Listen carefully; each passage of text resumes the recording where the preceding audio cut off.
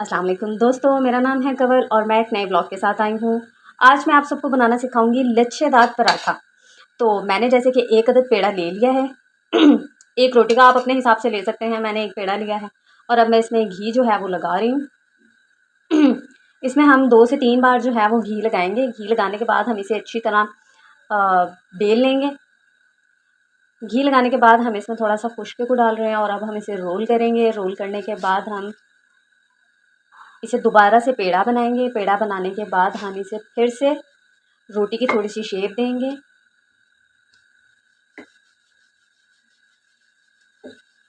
थोड़ी सी शेप देने के बाद अब हम इसमें दोबारा से घी लगाएंगे।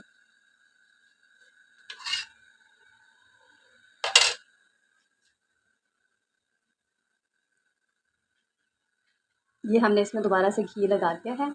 घी लगाने के बाद हमने इसे अच्छी तरह से हाथों से दबा भी लिया है। अब हम इसे दोबारा से रोल करेंगे और रोल करने के बाद हम इसे दोबारा से रोटी की सूरत में बेल लेंगे। इस तरह से घी जो है वो पूरे आटे में जो है वो मिक्स हो जाता है। इस तरह से उसमें लच्छा बनना आसान हो जाता है। और अब हमने जो है वो बेल लिया है। अब हम दोबारा से इसमें घी लगाएंगे।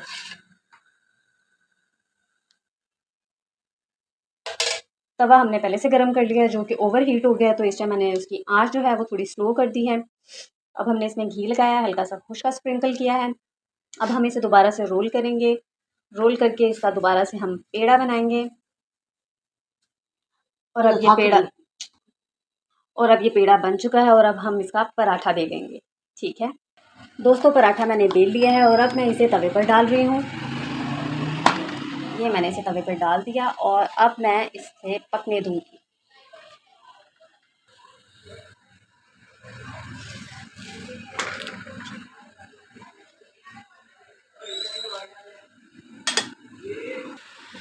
तो दोस्तों, घी डालकर हमने पराठा जो है वो फ्राई कर लिया है और अभी मैं आपको इसे सर्व करते हुए दिखाऊंगी।